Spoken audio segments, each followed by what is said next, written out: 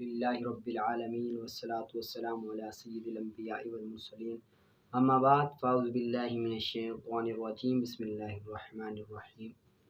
آپ نے قرآن پاک کا یاد کر لیا ہوگا، آگے ہم پڑھتے ہیں۔ بسم اللہ الرحمن الرحیم۔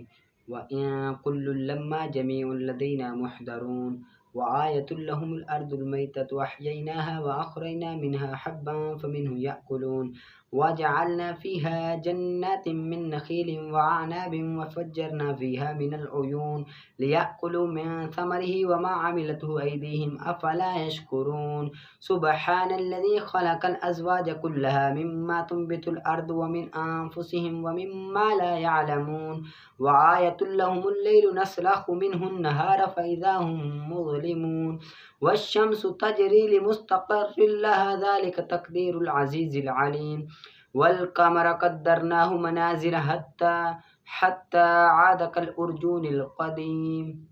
ٹھیک ہے، یہ اتنی تک آپ نے یاد کرنا ہے اچھی طرح سے، اور سیگے اور سارا کچھ آپ نے محنت کر کے نکالنا ہے۔ اور کل آپ کے پاس دستہ ہونا چاہیے اور پینسل بھی ہونی چاہیے۔ میں آپ کو نحو لکھاؤں گا آخر میں، تو ساتھ ساتھ نحو بھی ہم شروع کریں گے کل سے انشاءاللہ عز و جل۔ اچھی طرح سے آپ نے یاد کرنی ہوگی، ٹھیک ہے۔ آگے ترجمہ وَمُصَدِّقًا لِمَا بَيْنَ يَدَيَّ مِنَ التَّوْرَاةِ وَلِأُحِلَّ لَكُمْ بَعْضَ الَّذِي حُرِّمَ عَلَيْكُمْ۔ یہاں سے حضرت عیسیٰ علیہ السلام نے آنا ہے یعنی کہ تشریف لانا ہے۔ تشریف آوری کے مقاصد کو بیان کیا جا رہا ہے کہ مقصد، ٹھیک ہے۔ وَمُصَدِّقًا اور تصدیق کرنے والا ہوگا، لما اس کے لیے جو بین یدیہ میرے آگے ہیں، من التورات تورات، وَلِأُحِلَّ تاکہ میں حلال کر دوں، لکم تمہارے لیے، بعد الذی وہ بعض چیزیں، حرمہ جو حرام کی گئی ہیں، علیکم تمہارے اوپر وجئتکم اور میں آیا ہوں تمہارے پاس، بآیۃ نشانی کے ساتھ، من ربکم تمہارے رب کی طرف سے۔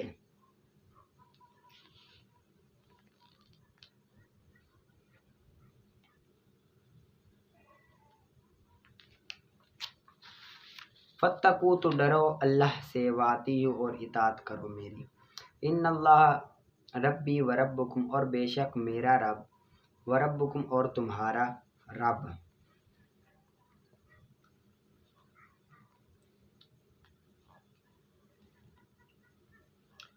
فاعبدوا تو عبادت کر اس کی، ھذا یہ صراط مستقیم سیدھا راستہ ہے۔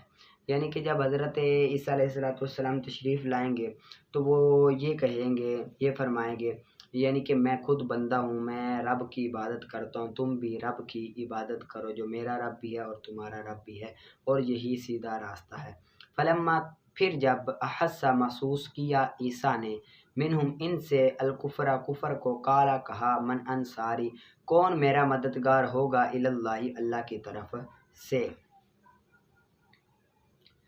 اب اس سے یہ بھی پتہ چل رہا ہے کہ جو بندہ مصیبت کے وقت اللہ کے بندوں سے مدد مانگنا، یہ صرف شرک نہیں ہے بلکہ یہ پیغمبروں کا طریقہ ہے۔ یہ دیکھو موسیٰ علیہ السلام مدد طلب کر رہے ہیں، تو مدد طلب کرنا پیغمبروں کا طریقہ ہے۔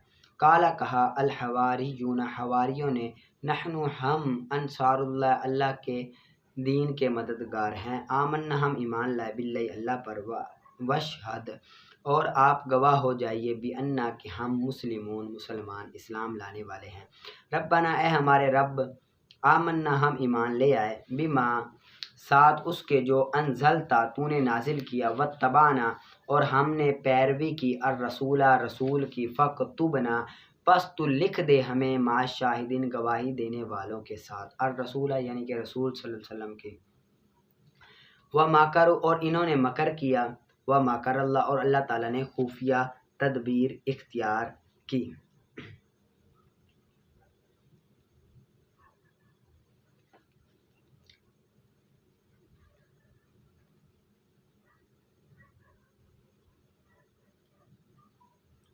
اب یہاں پر اردو زبان میں مکر کا معنی فریب کے معنی میں مستعمل استعمال ہوتا ہے، اس لیے ہرگز شان الہی میں یہ معنی نہ کہا جائے۔ اور اب عربی میں بھی دھوکے کے معنی میں معروف ہے، یعنی کہ معروف ہے، اس لیے عربی میں بھی جواز کے کسی واضح قرینے کے بغیر شان الہی میں نہ بولا جائے۔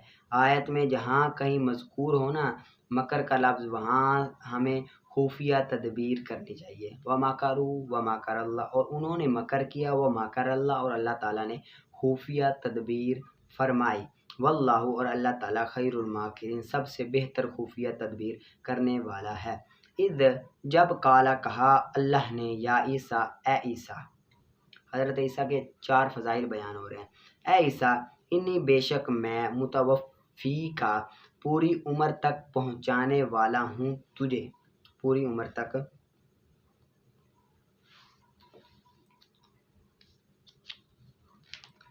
ورافعک، اور اٹھانے والا ہوں تجھے الیہ اپنی طرف، ومطہرک، اور خوب پاک کرنے والا ہوں تجھے من الذین، ان لوگوں سے جنہوں نے کفر و کفر کیا، وجاہلوا، اور بنانے والا ہوں الذین، ان لوگوں کو جنہوں نے اتبعوک پیروی کی تمہاری، فوق الذی، ان لوگوں کے اوپر، کفروا، جنہوں نے کفر کیا، الی یوم القیامت، قیامت کے دن تک، ثم پھر، الیہ میری طرف، مرجعکم پلٹنا تمہارا ہے، فاحکم، تو میں فیصلہ کروں گا، بینکم تمہارے درمیان، فیما، اس میں، جو کنتم تم تھے، فیہ، اس میں، تختلفون، اختلاف کرتے۔ فاما الذین کفروا، پس بہرحال الذین، وہ لوگ جنہوں نے کفر کیا، فاعذبہم، تو میں عذاب دوں گا انہیں، عذاباً شدیدا، سخت عذاب، فی الدنیا، دنیا میں، والآخرۃ، اور آخرت میں، وما لہم من ناصرین، اور ان کے لیے کوئی مددگار نہیں ہوگا۔ واما الذین، واما، اور بہرحال وہ لوگ، آمنوا، جو ایمان لے آئے، وعملوا، اور عمل کیا، صالحات، نیک، فیوفیہم، تو وہ پورا دے گا انہیں، اجورہم، ان کے اجر، اور اللہ تعالیٰ نہیں پسند فرماتا ظالمین، ظلم کرنے والوں کو۔ ذالک، یہ، نتلوہ، ہم پڑھتے ہیں اسے، علیکا، تمہارے اوپر، من الآیات، آیت سے،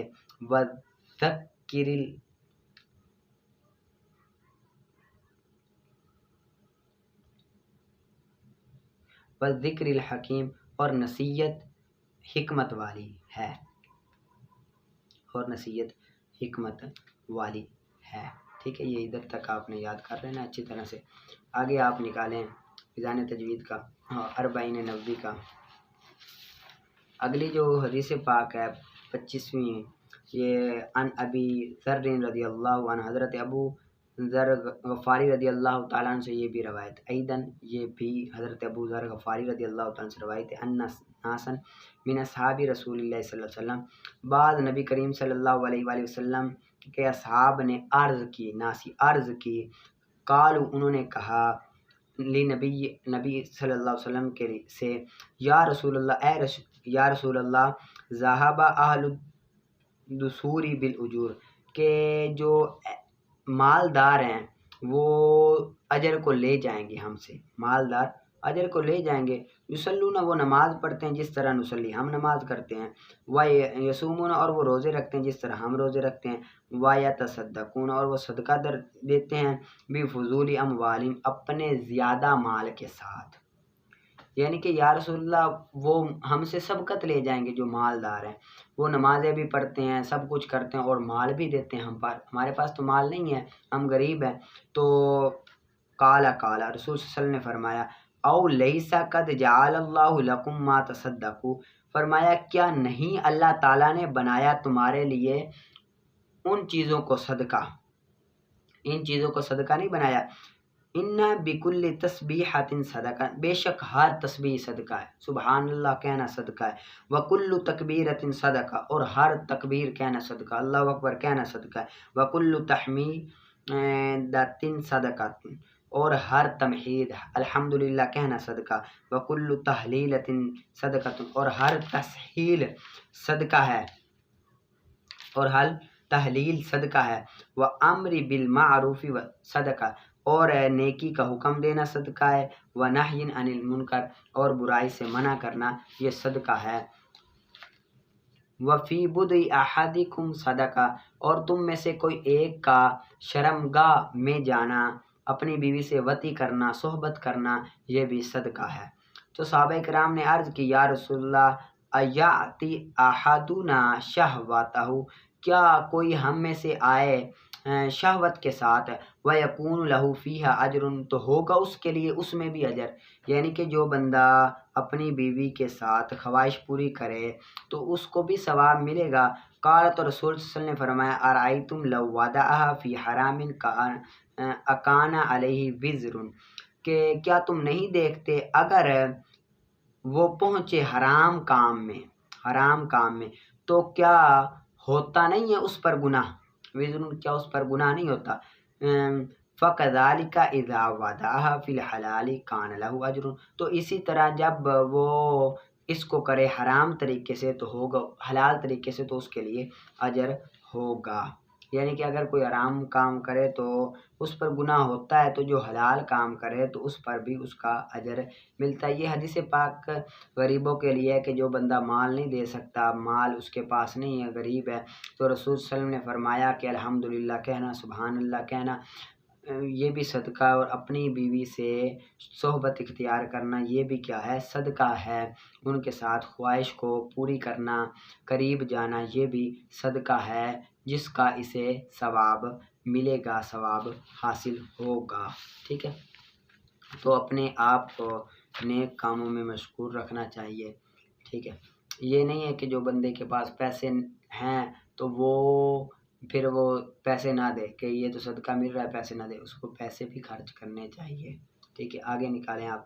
فضان تجوید اجتماع ساکنین کی تعریف، ایک یا دو کلموں میں دو ساکن حروف کے اکٹھے ہو جانے کو اجتماع ساکنین کہتے ہیں۔ اجتماع ساکنین کی دو قسمیں، اجتماع ساکنین علی حدہ اور اجتماع ساکنین علی غیر حدہ۔ اجتماع ساکنین علی حدہ کی تعریف، پہلا ساکن حرف مدہ ہو اور دونوں ساکن ایک کلمے میں جمع ہو تو اسے اجتماع ساکنین علی حدہ کہتے ہیں۔ یہ اجتماع ساکنین مطلقاً جائز ہے، جیسے جان الف مدہ ہے، اس کے بعد ساکن آیا ہوا، نون ساکن ہے نا، نون دو ساکن ہے، پہلا ساکن ہے تو یہ جائز ہے۔ ٹھیک ہے، آگے اجتماع ساکن علی غیر حدہ، پہلا ساکن حرف مدہ نہ ہو یا دونوں ساکن ایک کلمے میں نہ ہو تو اسے اجتماع ساکنین غیر حدہ کہتے ہیں۔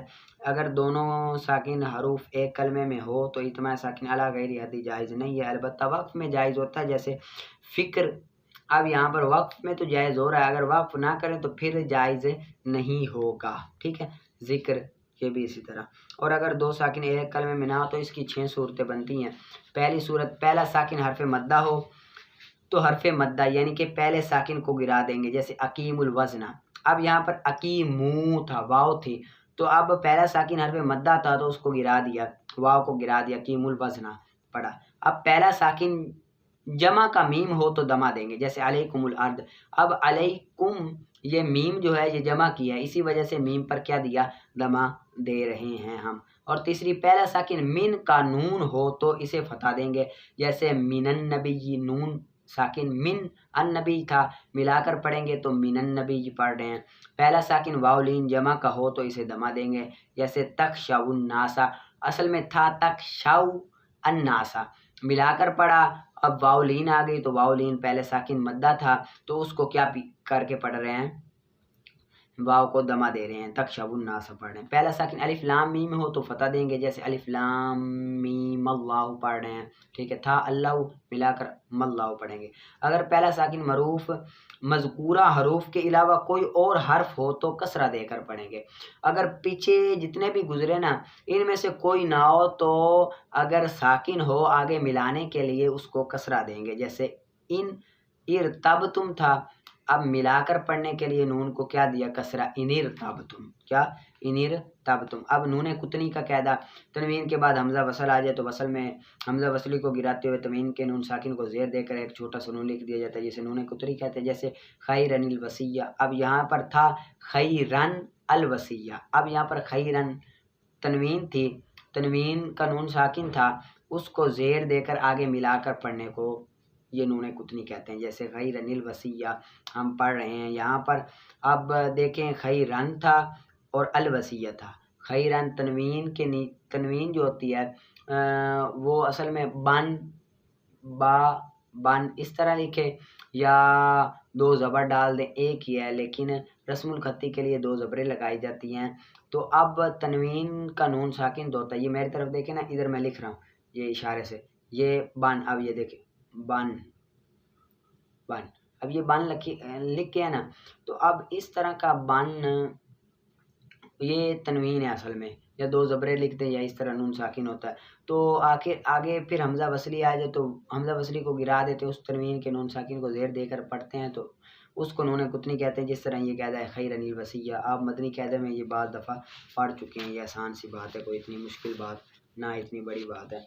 और सुबह आपने ना लिखने के लिए, ये मैं इधर ही लिखवाऊँगा आपको, यानी कि पढ़ाऊँगा, वो आपने साथ साथ रफ अमल में लिख लेना, फिर बाद में आपने नीट लिखना है उसको, ठीक है। इधर कापी पेंसिल होगी तो आपको आसानी होगी, लिख लेंगे, फिर उसके बाद याद कर लेंगे। नहव हम कल से इंशाअल्लाह अज़्ज़ व जल शुरू करेंगे, और आप सीगे भी अच्छी तरह से निकालते रहें। दो दो रकूዕ के आपने मेहनत करके तमाम सीगे निकालने हैं अच्छी तरह से, ठीक है। पढ़ा सुना।